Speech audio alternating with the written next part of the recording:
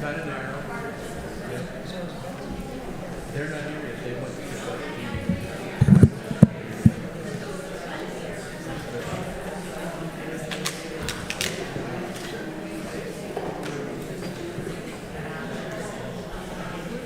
I'm fine sitting down on the right.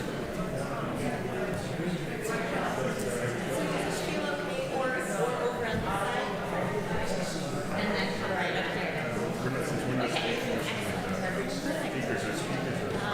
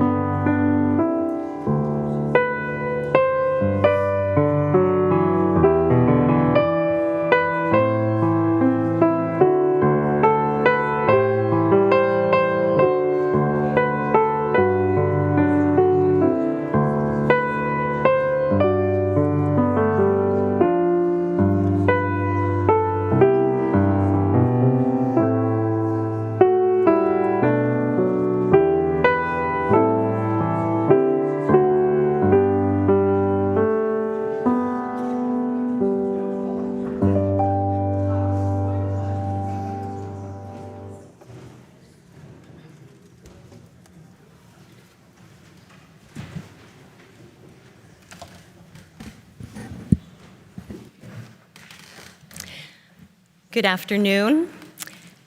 I am the Reverend Joan Javier Duval, minister of the Unitarian Church of Montpelier.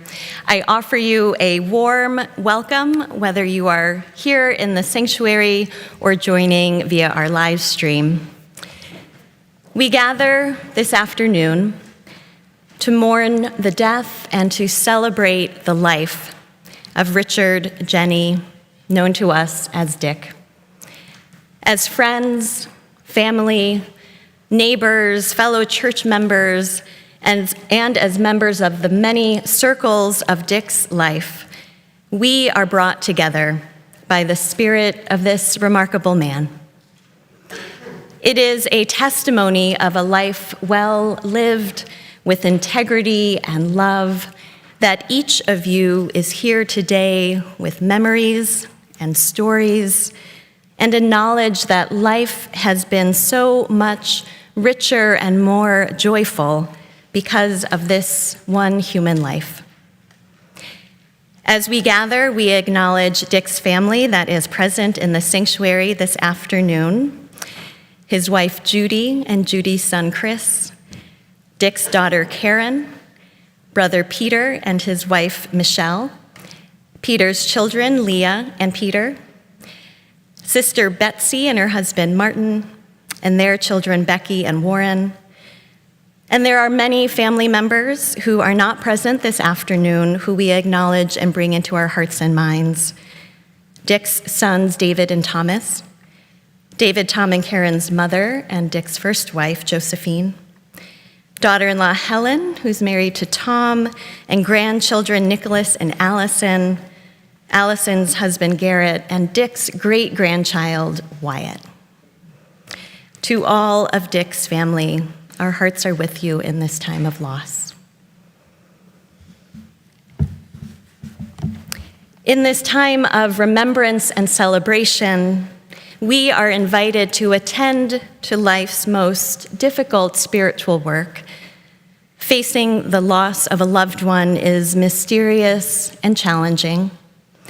And even when someone dies at the end of a long life, which Dick did at the age of 95, those who have endured the loss still struggle with the empty place in our hearts that no one else can ever fill. We are reminded that life is fragile, yet we can find strength in the knowledge that we do not attend to our grief alone. We know, too, that Dick's spirit and love live on in the stories and the memories that we share. So most of all, we come here this afternoon to invite Dick's presence with us in celebration of his life and to affirm the gift that life is. This afternoon, we honor and celebrate the beautiful miracle of human existence and the blessings that have been offered to us by having known Dick. We celebrate him with this service of words and music, stories and memories. Throughout the service, we will hear remembrances from family, colleagues, and friends that span the years and the many places that Dick called home and that he contributed to as a member of that community. Later during the service, I will invite any of you who are present in the sanctuary to share a remembrance or a story about Dick, so you can be thinking about something that you might like to say that helps us to know and appreciate more deeply who Dick was and how he has touched our lives. As we begin our service, we light the chalice, symbol of the Unitarian Universalist faith. The flaming chalice is a symbol of the persistence of hope and light that we kindle for one another through our acts of justice and kindness. We light this chalice in gratitude for the spark of hope that is alive within each of us and for the flame of love within us that is kindled by our bonds to one another.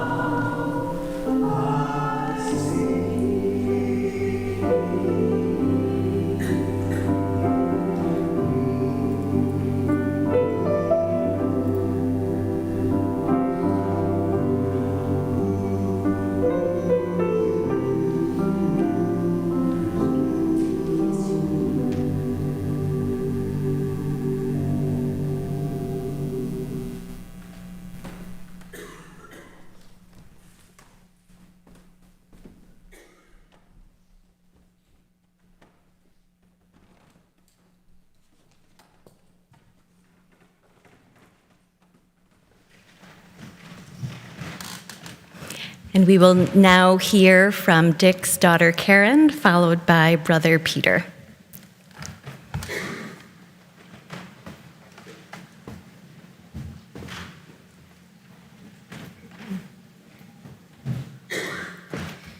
Hi, I'm Karen Jenney Galkel, Dick's daughter.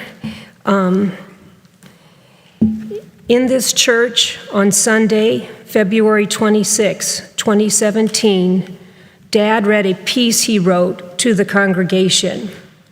He was tasked with writing something on what has been most meaningful in his life so far. It was titled Moments. He was asked by a graduate student of his, "What is the point of all this?" Dad's response was, "Moments. It's in those instances when you are surprised and filled with joy and humor." I'd like to share with you some special moments I had with Dad near the end of his life. Although they were not all filled with joy and humor, they were very impactful, and I am grateful that we had them with each other. My father helped give me the gift of life. It's ironic, at the end of his life, I was able to help give him the gift of death. I stayed with Dad his last 4 nights as an earthly being. They were painful for him and horrific for me. He was in a hospital room, emaciated, in pain, confused, and scared. The time we spent those last nights were both indescribably awful and, in contrast, some of the sweetest moments we ever had with each other. He told me I was a good daughter. I held and squeezed his hand as they gave him injections for pain. Dad did not want to die. He did not go quiet into the night. Our last night together, we listened to jazz classics, Coltrane, Brubeck, and Miles Davis. I asked Dad if he wanted to listen to more music. He declined and said it was enough.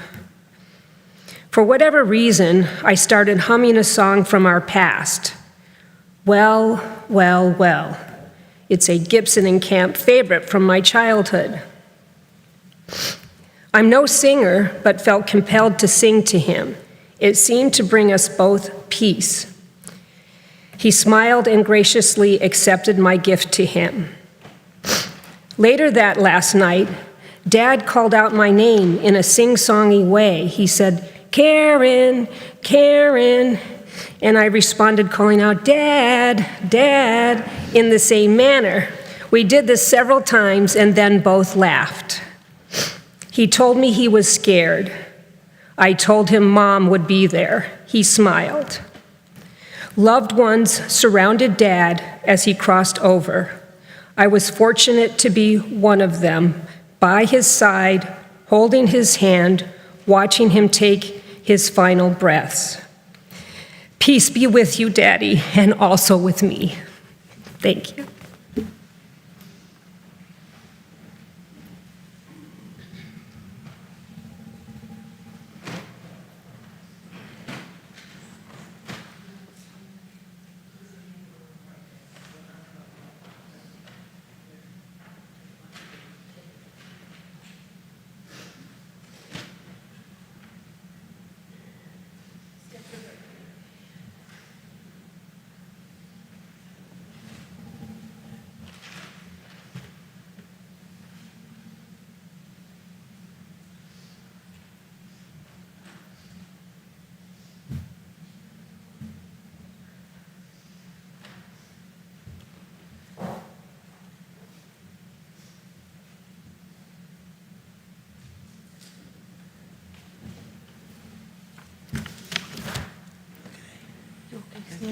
That's all right. It's not as bad as it looks. I have some balance issues. Well, hello, I'm Peter, Dick's younger brother, believe it or not, by 3 years, and I'm pleased to see all of you at this celebration. Dick spent the first 9 years of his life living in 3 different countries and on ships. We crossed the Atlantic several times, crossed the equator 3 times. He contributed to his lifelong search for a place that he would call his home. He sought a place to be and a sense of self. He never took the easy way. Our mother described him as the romantic one. That fit his search for the possible. He avoided the easier routes of self-definition. During his journey, he picked up a PhD in psychology and worked as Dean of Students at the California Institute for the Arts. That turned out to be his last job. In his final life location, he discovered that would become the culmination of his search.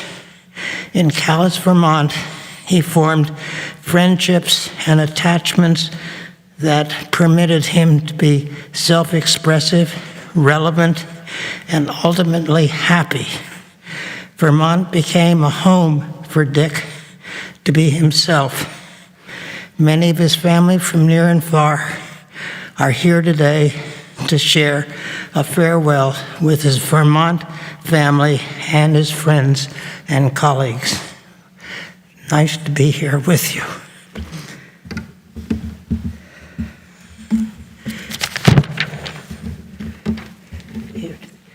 You got my cane? Yep, right here.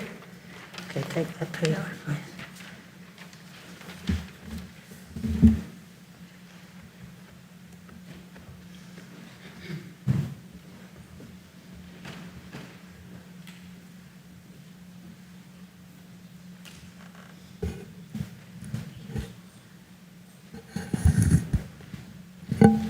And Dick's niece, Becky, has a reading to share with us.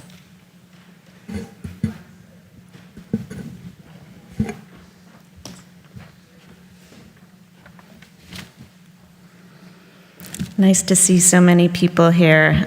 Judy's been saying how it's too bad Dick couldn't be here to see all of you, but we feel the love in the room, and Dick is here with us.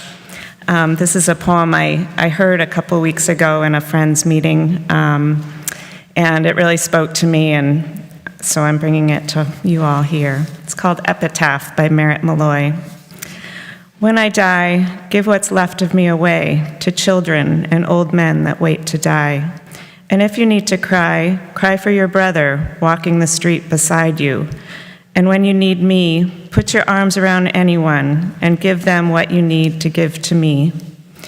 I want to leave you something better than words or sounds.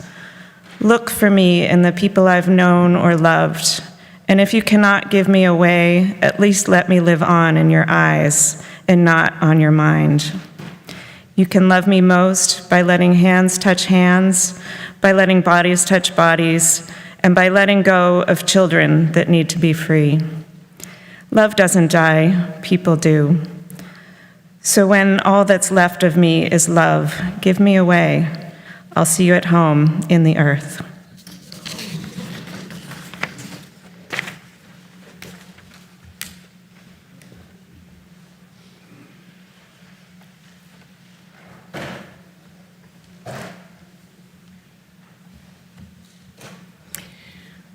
Over the years, Dick's passions put him in touch with people, causes, and organizations that gave him an avenue for sharing his gifts with the world and helping others.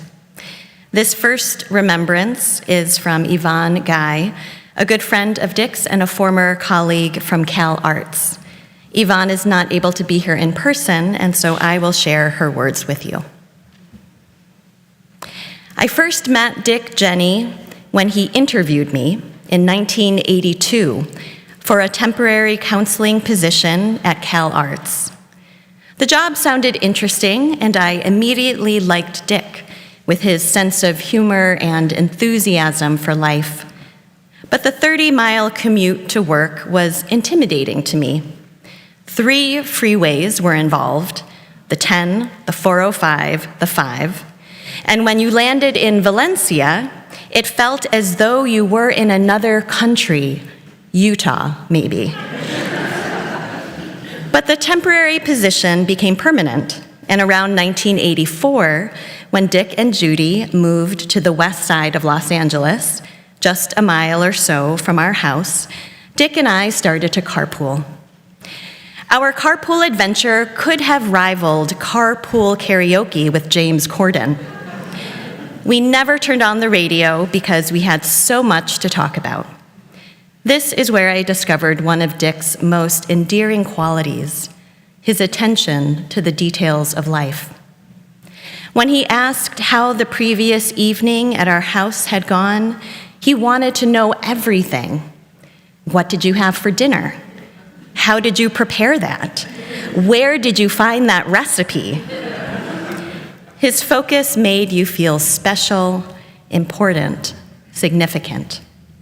Like great writers, Dick knew that details can transform a story from black and white to color. Was it therapy? Perhaps, but mainly it was a friendship on a scale I will never forget. After Dick and Judy moved to Vermont, I never carpooled again. I made that lonely journey in the company of NPR, which maybe made me smarter, but never approached the wisdom and wit of my carpool buddy, Dick. Forever, I will be the biggest fan of All Things Considered with your host, Dick Jenney. And now I'd like to invite forward Yvonne Bird, a friend and colleague from the Restorative Justice Program in Montpelier.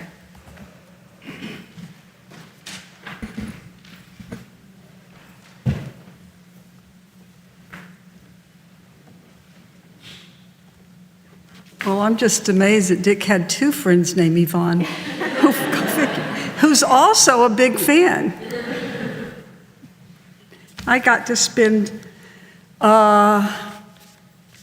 every other Thursday morning with Dick for over 20 years, a couple of hours at a time, and I got to know him in that way. We both shared a passion for restorative justice. He was the trailblazer. If not for him and a handful of other peoples, we would have never had the restorative justice movement in Vermont. But when the opportunity came, a number of people just kept showing up, and that's how I met Dick. I also became a volunteer in restorative justice, and eventually that movement moved forward, and we had community justice centers where I was the director, and Dick continued as one of our volunteers for the whole time I was there and even beyond. I retired from that in 2020, and I think he stayed on till maybe the year before he passed. He was our best volunteer. He was so reliable, always prepared, and just really smart. He taught me so much. I had my own reasons when I started volunteering there, and he was the person who brought the wisdom in the room week after week to help us, me and all the other members of the restorative justice panel, remember why we were there, which was in the service of victims. And that wasn't all that easy, because actually working with people who'd caused harm can be very seductive in terms of drawing us into wanting to help those people improve their lives. But in fact, at the heart of restorative justice is the service to the people who were harmed and helping them find a way forward. And Dick never let us forget that. And he did it gently and indirectly most of the time. He was just a gracious guide to all of them, to all of us. So for over 25 years, Dick was a restorative justice practitioner, and from what I understand, that was a source of pride for him, and well, it should be. And when I was gone from that position, and it was the COVID era when he stepped away, and I thought there was going to be some kind of in-person gathering eventually when we could honor him, and that never came to be. And it's a great regret of mine that I didn't get to say to Dick directly how important he really was to all of us. I can see that you, his brother, have the same kind of sense of humor. Yeah, and you know, those of us who knew Dick, we'd be hard-pressed to mention that he wasn't cranky and crusty at times. There were a few new staff, new people who came on who would be a little intimidated by Dick before they came to appreciate him. But appreciate him they did, because, you know, we were all devoted to this, and he just helped us figure out how to do restorative justice with real integrity. One of the lessons that Dick brought to us was being on time. He was a real stickler about we should stick within the time frame that we promised to people. Sometimes meetings could go on. And I kind of battled him on that for a bit. You know, we're in a conversation and the time's going on. Can we just finish it? But he was right.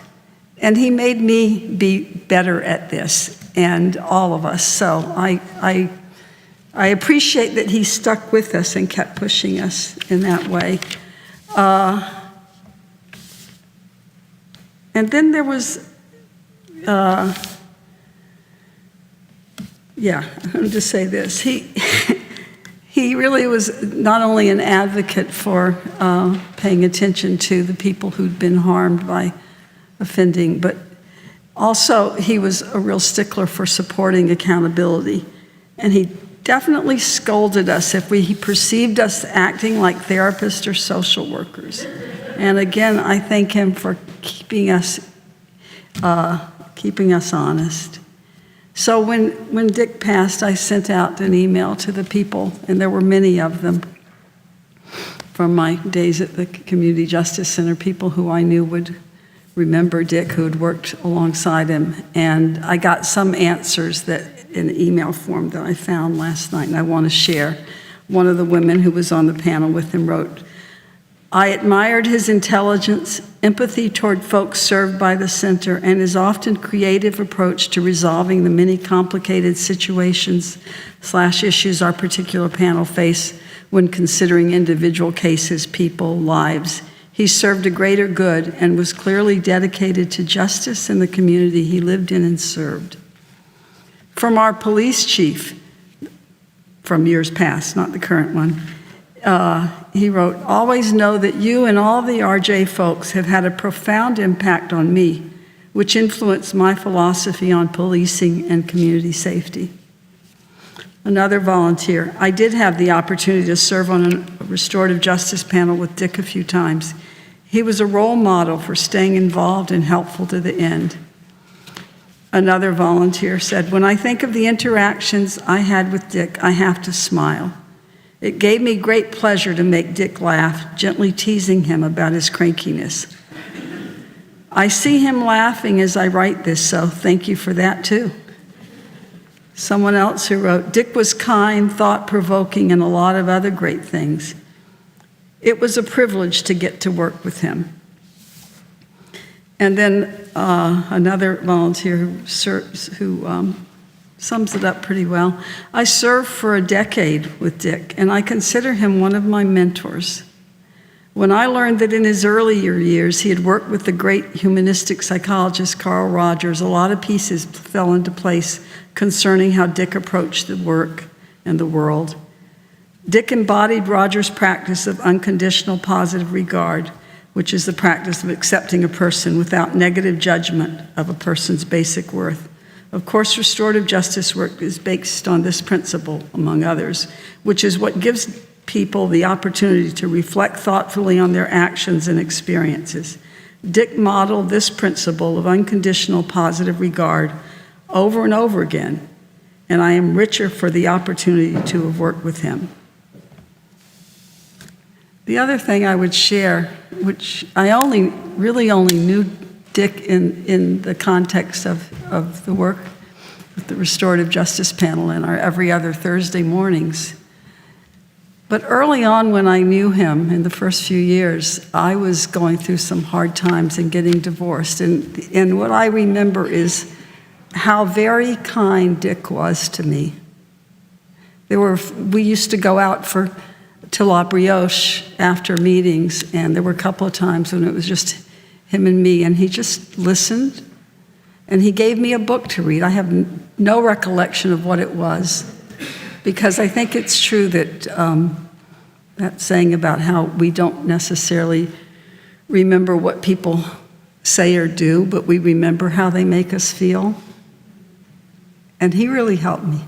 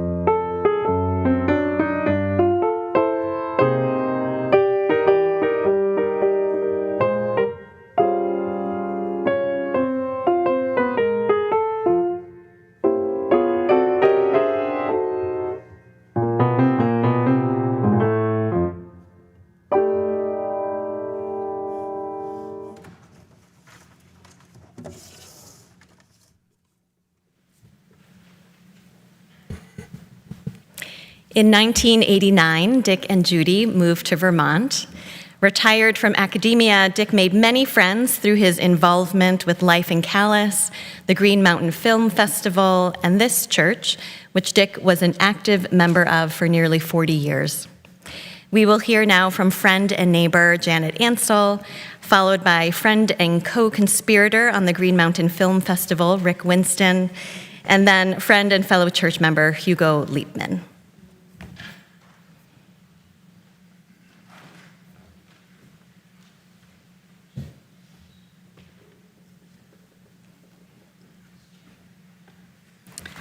Good afternoon. I'm Janet Ansell. I'm a friend and a neighbor. Dick Jenney was many things. He was a World War II veteran, a therapist, a reader, a father, a grandfather, a great-grandfather, brother, uncle, husband, friend, academic, fan of film, teacher, passionate supporter of reparative justice, a neighbor, and let's not forget, a nude model.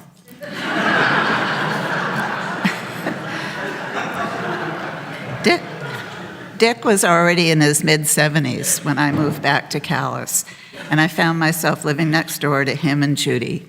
At that point, much of his life was past. So I'm going to share some thoughts on the two parts of Dick's life that I knew best, Judy's husband and a dear friend and neighbor. Several years ago, Dick and Judy and Steve and I, very impulsively, decided to take a trip to the Amalfi Coast in Italy.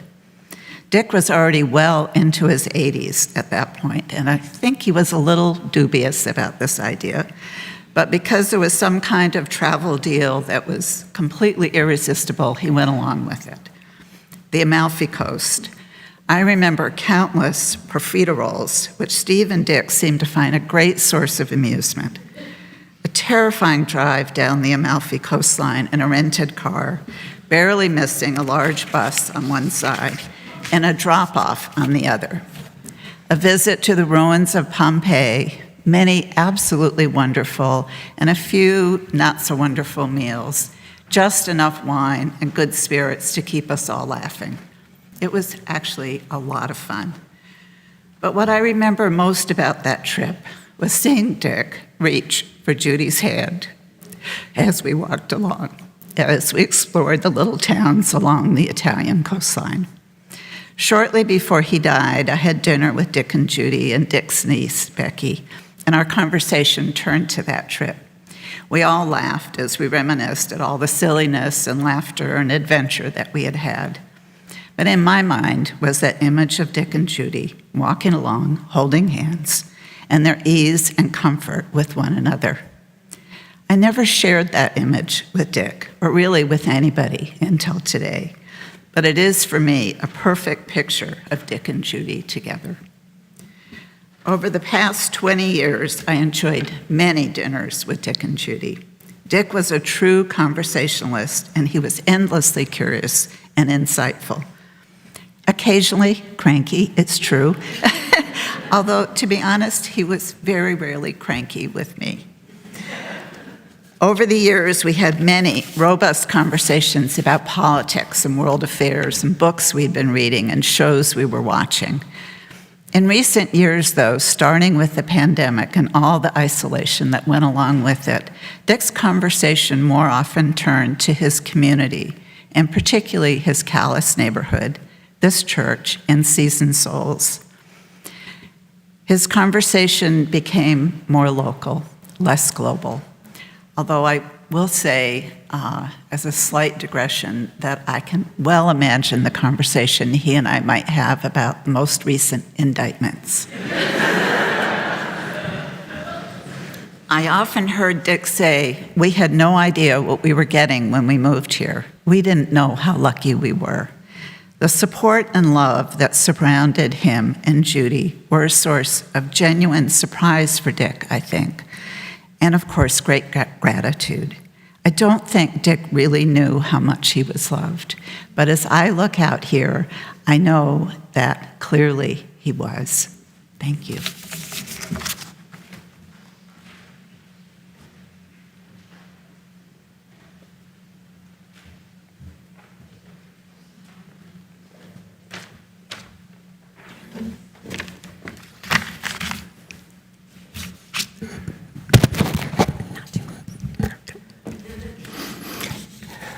Although Dick was a close Vermont neighbor, friend, and collaborator, our relationship really began with a chance meeting in Boston.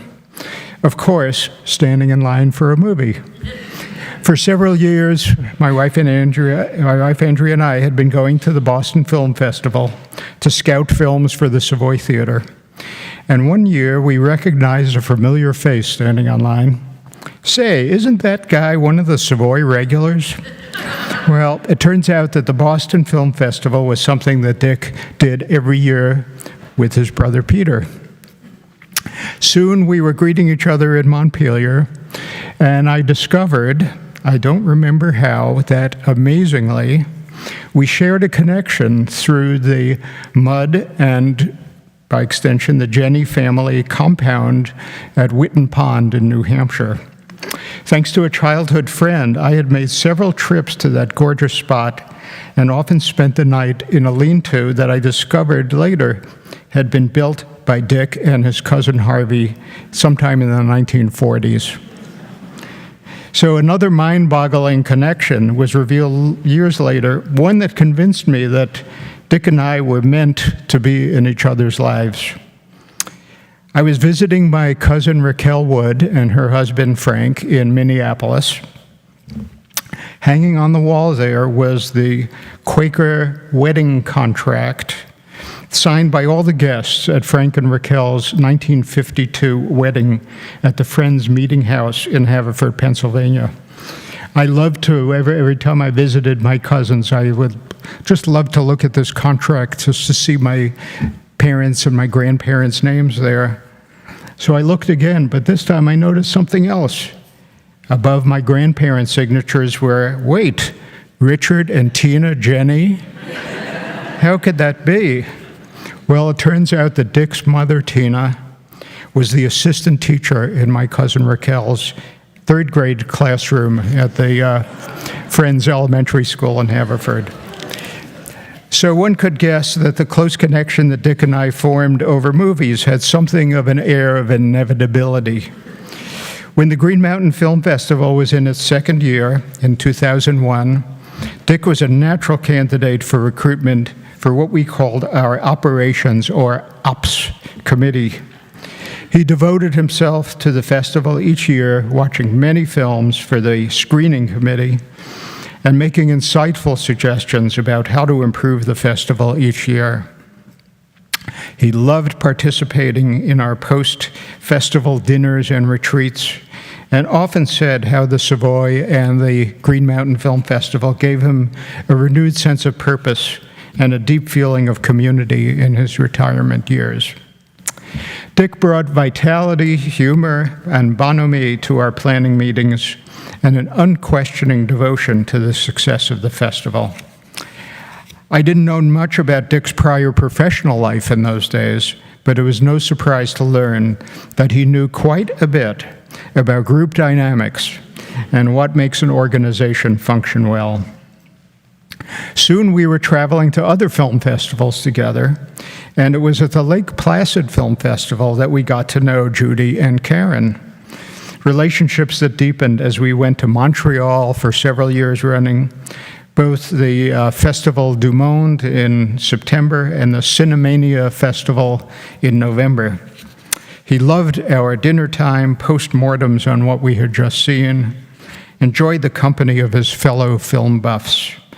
On long walks to the films from our hotel or over Chinese, Ethiopian, or Indian food, I'd soak up Dick's tales of the Mud Clan, his years in Chicago studying with Carl Rogers, evenings listening to jazz in Chicago, or laughing at the Second City Comedy Club.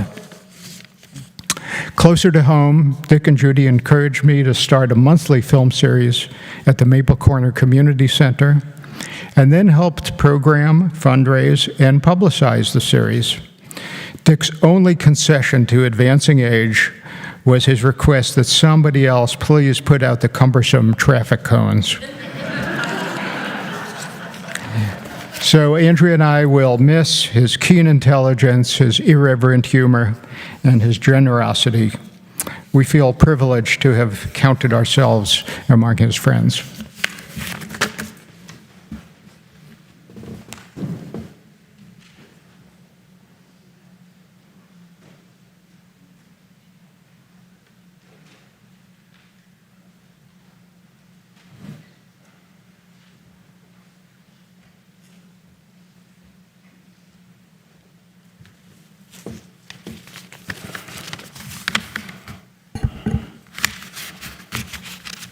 Hello, I'm Hugo Lietman. It's a gift for me to be invited to share reflections on behalf of the small group that met with Dick Jenney at our Seasoned Souls meetings for over 4 years, since April 2019. Let me back up a few years, though. Say, who is that fellow who regularly sits a few pews forward of where I like to sit, and a bit to my right? He's a regular at Sunday services. He looks somber at times, usually in dark clothes, yet he sports a warm, smiling face with clear eyes, Whenever he greets someone, he seems so engaged. You say his name is Jenney?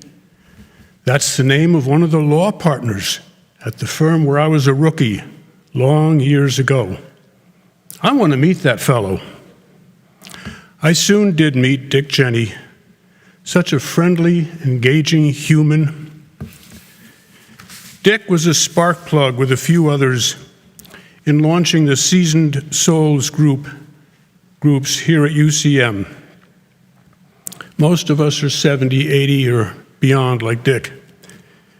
I was fortunate to be slotted in the same group as Dick, with 8 others, most of whom I did not know. We met in the fireplace, downstairs from this sanctuary, and Dick facilitated our first session. He facilitated the next 2 sessions. Then he told us, that's it. It's up to the rest of us. I do not recall Dick ever facilitating again. Yet Dick, with Judy, attended every one of our 200 or more meetings, unless they were off in Maine. Dick was clearly fond of his summer sojourns to the family and place in Maine. After last summer's visit, Dick recounted how he and his brother had a marvelous conversation where they truly connected. And that meant so much to Dick. He was so pleased. Our Seasoned Souls groups switched from meeting every 2 weeks to every week. We chafed under COVID restrictions that called for us to meet remotely on Zoom, but we persisted, sharing life stories, end-of-life challenges and fears, and all that lies between. We shared with tears, laughter, and silence. Dick was generally quiet, but clearly present. That was part of him. When he shared, he was spirited and open. He brought wisdom, precious reflections, some grumpiness, adventures, deep humanity, and lots of humor. Yes, humor. Remember, Dick was Mr. August in the Men of Maple Corners calendar. I have that August picture clearly in mind. Dick, sitting at a typewriter on a small desk, in the middle of a grassy Vermont field, and not a stitch of clothing in sight. He lived that humor with humanity. As soon as COVID restrictions started to ease, the group committed to meeting in person, preferably at one of our homes. Now, Dick had lamented about all the books he and Judy had and the challenge of what to do with them. I saw some of those books firsthand when we met at their home on Old West Church Road in Calais. Those books chronicled Dick's engaging life of curiosity, learning, listening, and giving. Human compassion, warmth, smiling eyes, and a grin. That's Dick, even when I visited him in his last days at the hospital. One of our Seasoned Souls family said it this way when we met just earlier this week. I love Dick. I miss him. And another said, I sure as hell miss that guy. All of us in the Tuesday morning Seasoned Souls group are aware that the spot where Dick liked to sit is vacant. Vacant, yes, but not empty. It's filled with precious memories of a dear, humanely seasoned souls. Thank you, Dick, for sharing your beautiful being, including your Mr. August being. Thank you.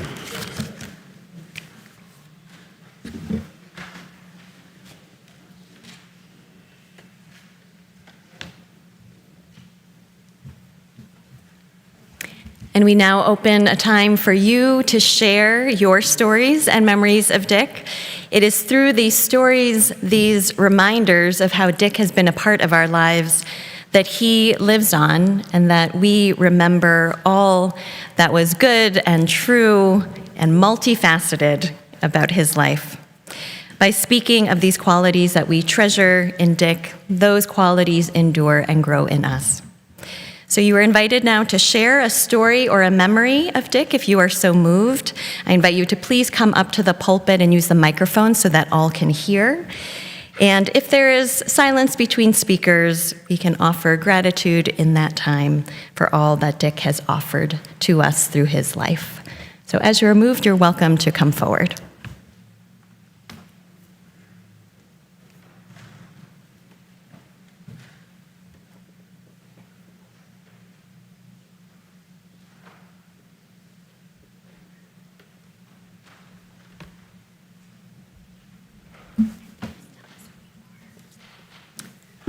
Mimi Hill. Dick left the best outgoing answering machine message I have ever heard and probably ever will hear. You have reached 223-8997. At the sound of the beep, some people say the first thing that comes into their minds.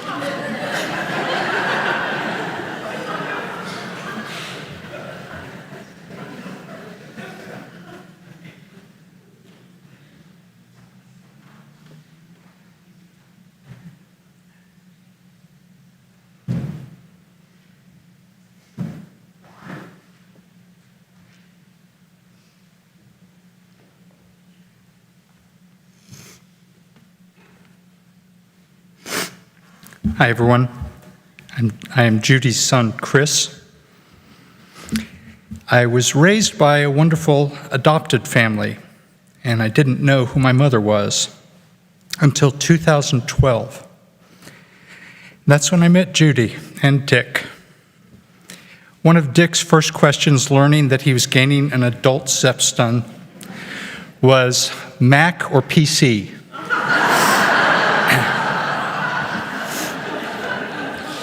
It was the only thing he wanted to know.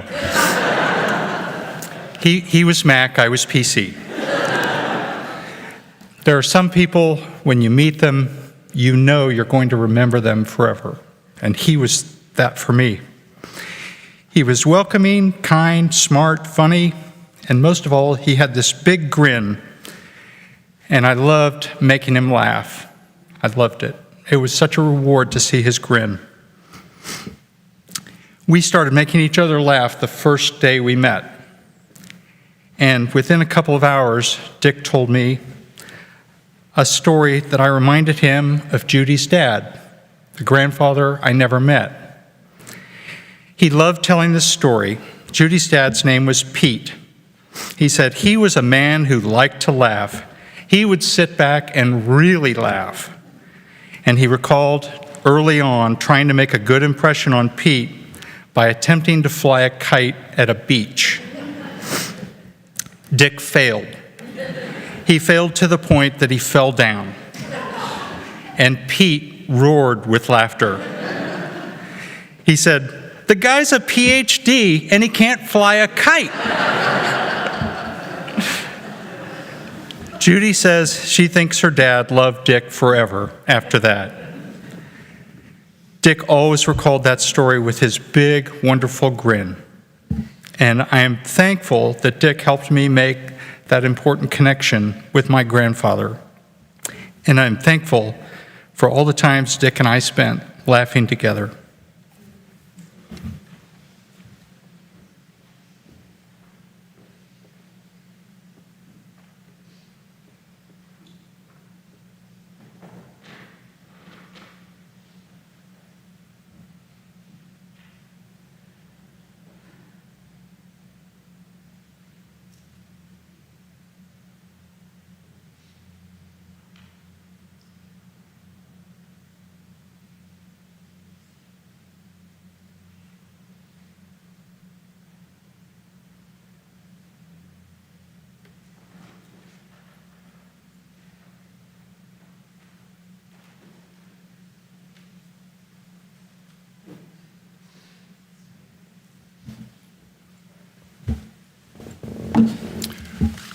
My name is Dave Peters, and I'm an old person.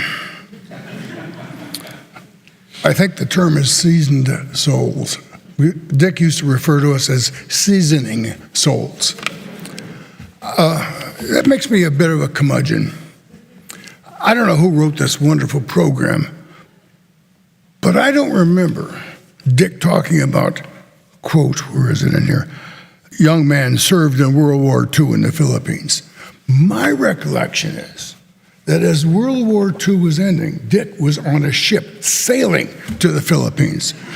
So I have a feeling that someone's giving him credit for, or it could be my memory was bad. I really don't know.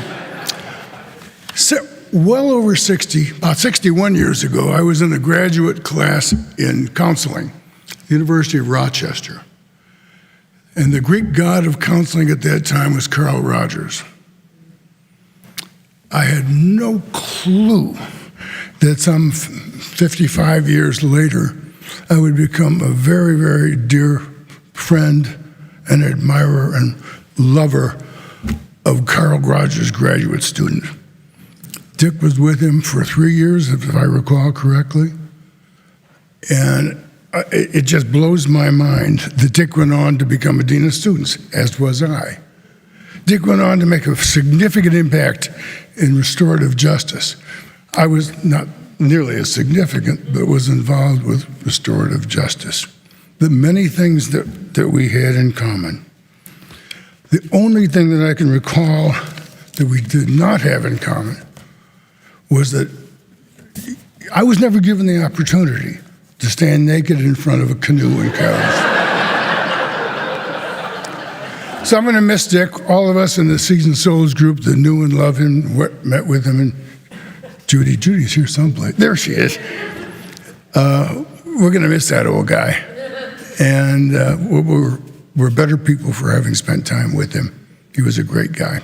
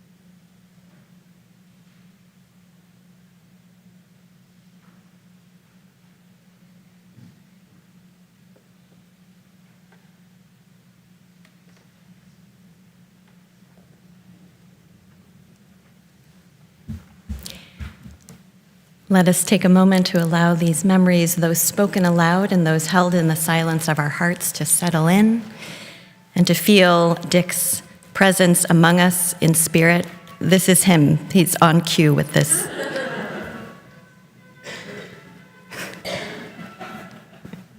Don't you think? We can allow Dick's presence to be with us, among us in spirit.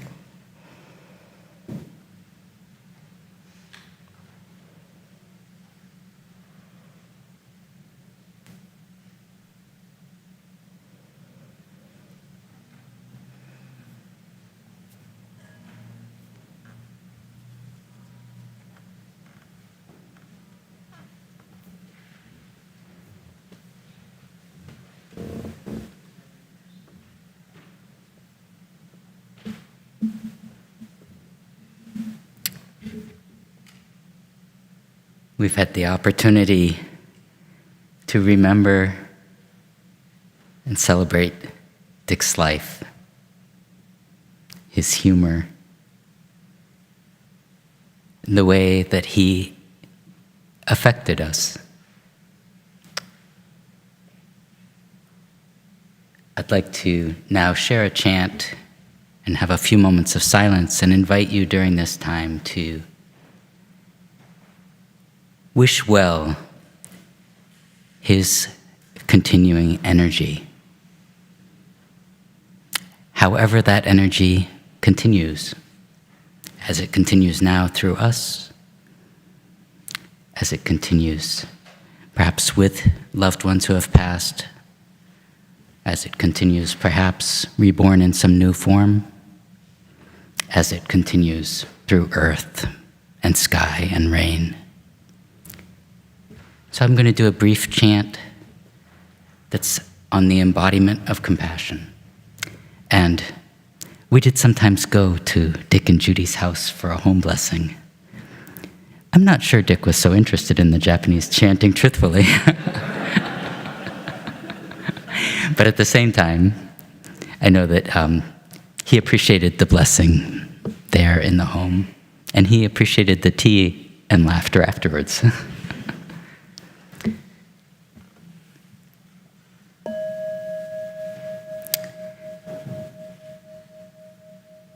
엔매 주그 가난교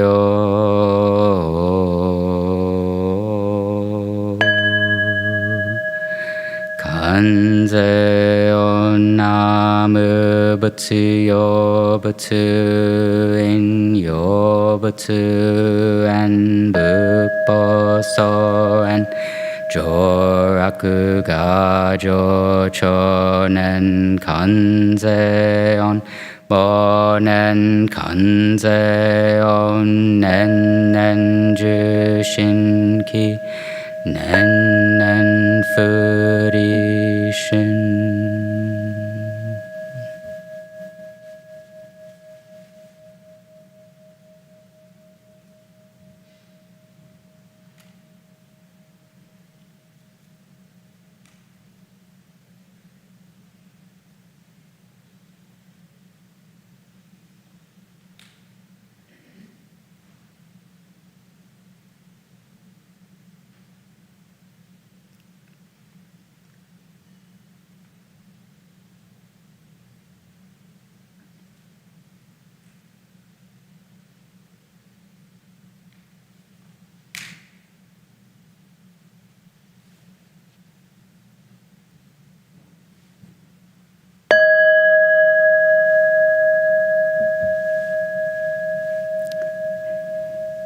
May the love that we felt for Dick Jenney radiate in all directions of being of benefit.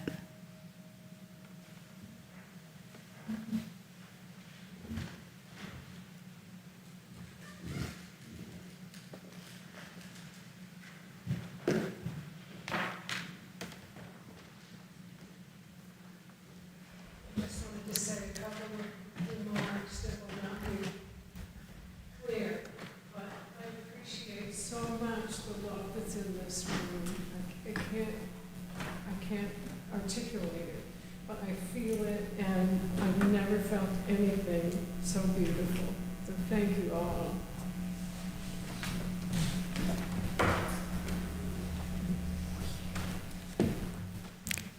Thank you, Judy. I invite you to rise and body your spirit for our closing hymn. We will join in singing together, Morning Has Broken. The words will be projected, and you can also find the words and music in the gray hymnals in the pews. It's number 38. So if you would rise in body or in spirit.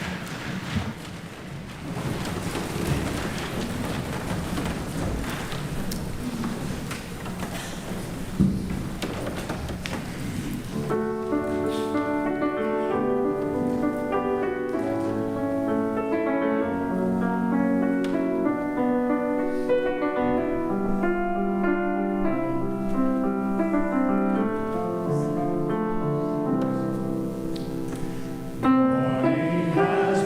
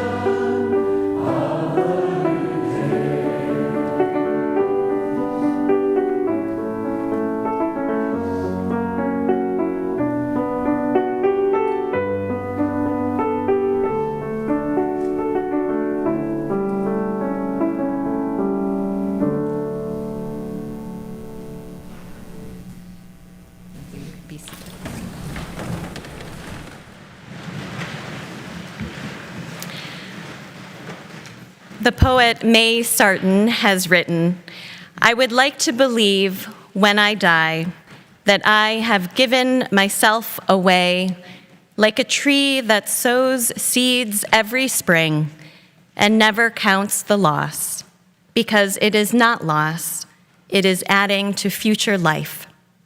It is the tree's way of being, strongly rooted, perhaps, but spilling out its treasure on the wind." Dick's life was certainly a treasure. He has sown seeds in all those who knew him and loved him. With his death, those seeds continue to be cast out into the wind. In the days to come, may you stay open to feeling the love that remains for you. In your grief, may you honor the truth of Dick's influence on your lives and remember always the gifts and cherish the memory that came from knowing Dick. May all present here carry forward Dick's kindness, his humor, his wisdom, and enthusiasm for life, as we are brought together by his life and his death this day. May Dick know peace, and may those who love him find comfort in your memories and peace in the days to come.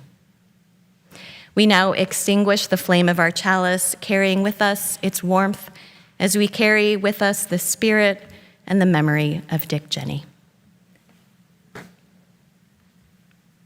At the conclusion of the service, following the postlude, you are invited to join Dick's family in a reception downstairs in the vestry.